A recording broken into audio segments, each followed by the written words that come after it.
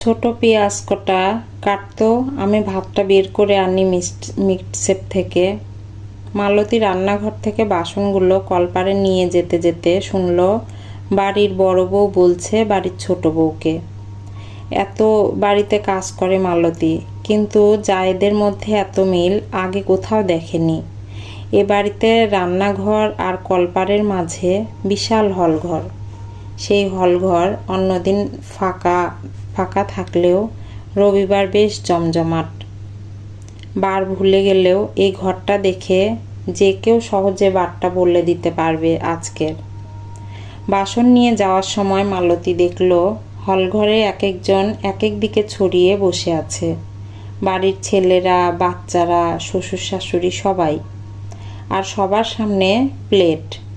ইচ্ছে করলেও মালতী তাকালো না।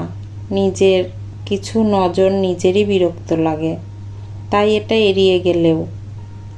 কিন্তু গন্ধে টের পাচ্ছে গরম গরম ফুলকো লুচি আছে সবার পাতে। পা চালিয়ে হলঘরটুকু হেঁটে গেল মালতী। ওইটুকু যেতে গিয়েই লুচির গন্ধে খিদে পেয়ে গেল ওর। আজ এমনি বেরোনোর আগে কিচ্ছুটি মুখে দেয়নি, কি করে খাবে? ছেলেটাও যে না খেয়ে বেরিয়ে গেল আজ। এরকমই একটা বড়লোক বাড়িতে গাড়ি চালায় মালতীর ছেলে। রবিবারও যেতে হয়, জেদ করে না খেয়ে বেরিয়ে গেল।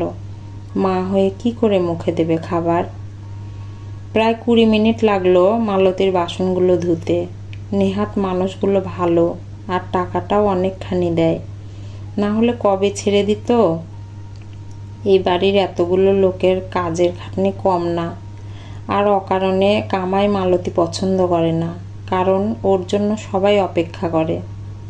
মাজা বাসনগুলো নিয়ে উঠে দাঁড়ালো মালতী। কোমর ধরে গেছে। ঝুড়ি নিয়ে হলঘরে ঢুকতেই দেখল ঘর অনেকটা ফাঁকা। বোঝা গেল রবিবারের সকালে এই জমায়েত শুধু সকালের খাবারের জন্য। আজ দুপুরে হয়তো এক হবে সবাই, সেটাও খাবারের জন্যই। একটা দিনে খাবারটাই আসল অধ্যায়। এর জন্যই তো এত খাটনি। পেট না থাকলে খিদেও থাকতো না, টাকাও লাগতো না, আর লোকের বাড়ি কাজও করতে হতো না। ঘর ফাঁকা বলেই হয়তো পুরো ঘর জুড়ে এখনো লুচির গন্ধ খেলে বেড়াচ্ছে। নাকটা একটু টেনে নিল মালতী। কিছু কিছু জিনিস আছে যেগুলো নিজের কাছে করলে নিজের লজ্জা লাগে না, বরং আত্মতৃপ্তি হয়। খিদে পেটে গন্ধই যথেষ্ট।